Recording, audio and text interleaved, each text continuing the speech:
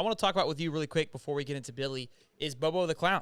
So Georgia, made a move. Obviously, losing your offensive coordinator, and you guys move on to Mike Bobo.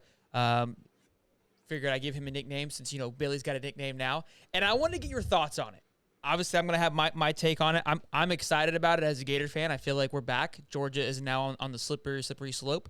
And we're going to talk about quarterback room, too, because you tweeted at me the other day and said, who's at quarterback? Not realizing that we had the Heisman back there. And I'll let you explain yourself here in a minute. But tell me what your thoughts on Mike Bobo. Well, my main problem, a program like Georgia should have a national search for a position like offensive coordinator. That, to me, that's number one.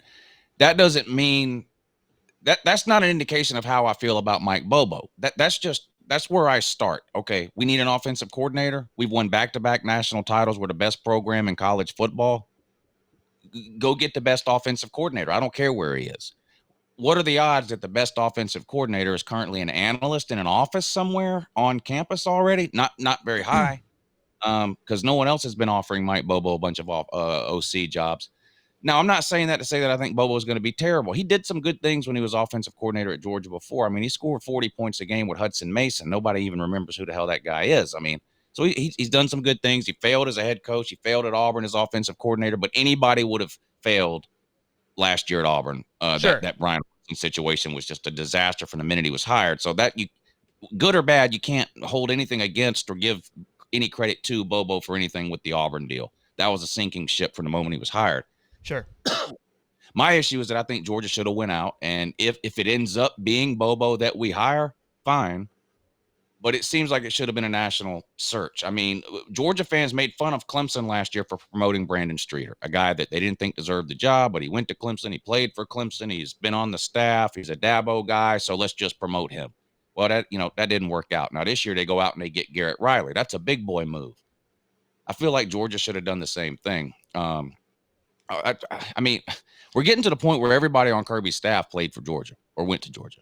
And, that's good when it works, but I don't necessarily think that should be the game plan. Let's make sure everybody we hire went to or played for Georgia. Believe it or not, there are qualified coaches that went and played other places. So, and again, like that could be something like a recipe for a disaster. And the reason I say that is because there could be a little bit of ego starting to develop with Kirby of like, it doesn't really matter who I bring in. It's just, I'm here, right? Like the Saban mentality is like, I just need a face to represent the OC coordinator. I got this, right? And also, too, you bring all your friends in, you might run into the Mullen situation where you have a hard time letting them go because now you've created like, hey, we got all the boys here. Let's all hang out. Look, not going to be honest, that's what I'm hoping for. I love Kirby and Bobo have been buddies for 35 years. I mean, that would concern me. If I'm a fan, that's same with Will Muschamp. Now, anything defensively at UJ concerns me way less than anything offensively because really, I don't care what anybody thinks about Kirby. Nothing ever worries me about the defense ever. I don't care I don't care which players we lose. I don't care which coaches we lose. Nothing. You know what concerns me is Kirby still the head coach and are we still recruiting in the top 5? If we are, Georgia's defense is not going to have any problems or issues. Sure. None of that concerns me. But these people that say, Lou, trust Kirby. He won back-to-back natties. He hired Monken, didn't he? Yeah. He's hired 3 offensive coordinators. 2 of them shit the bed. 1 of them knew what they were doing. He's 1 for 3. I mean, this is the same guy that hired James Coley. This is the same guy that kept Chaney around after we averaged 24 points a game, 103rd in the country in 2017 because we went to the natty game, woo. Well, yeah, but we didn't win it. You know why? We scored 24 points, dummy. That's why. You're not winning a natty scoring 24 points.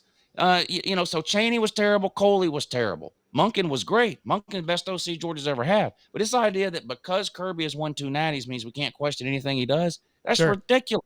Alabama fans just got done running both their coordinators out of town on the first thing smoking. He's got 6 natties in the last 12 years, and he made 2 bad hires, Saban. So you don't think Kirby's capable of making a bad decision? Of course he is. And I'm not saying any of that to say that Bobo's not gonna work out. He's gonna, well, I don't know. It's a crapshoot when you hire somebody. I like some of what Bobo did at UGA before. I've got some problems with some of what he did at UGA before. But the other issue is whether you love what he did 20 years ago. I mean, he was the OC from 06 to 14. This isn't the same game anymore.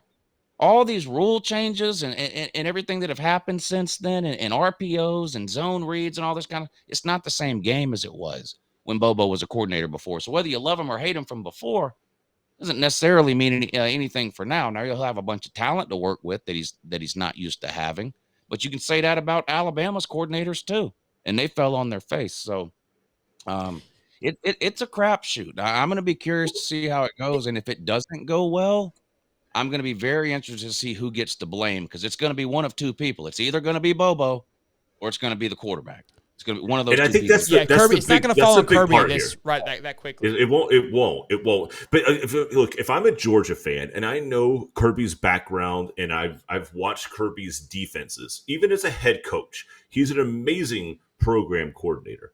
So I'm thinking, okay, look, I don't really care who Kirby brings in as a defensive coordinator, because I think at that point they're just getting a fancy offense or a fancy office, but Kirby's still running this defense. He still has every part of it intricately done.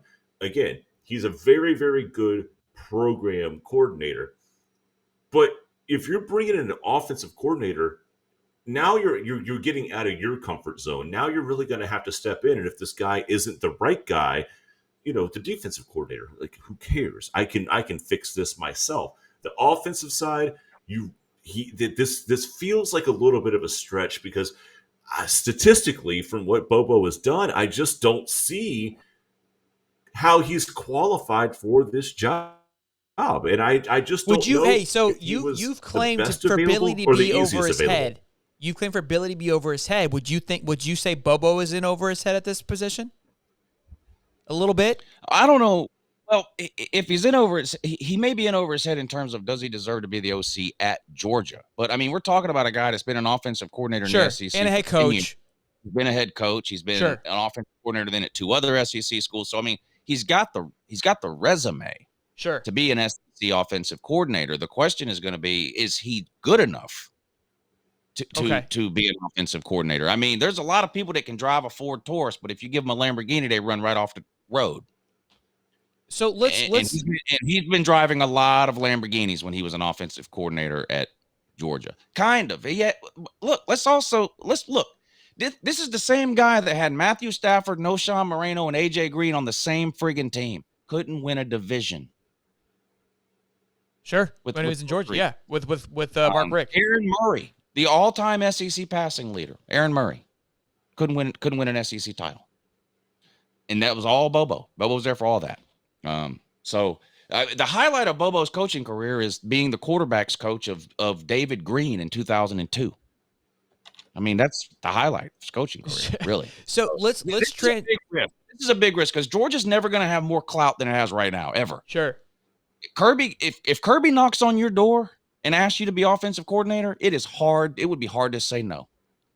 It would be hard. I don't care who you are. It would be hard to say no. And the fact that he didn't knock on a single person's door does concern me. I mean, it seems to me that this was, the plan all along. I'm not, if Monken leaves, we'll just promote Bobo. No need to even go out and look or do anything or whatever. And that's what happened. And very, very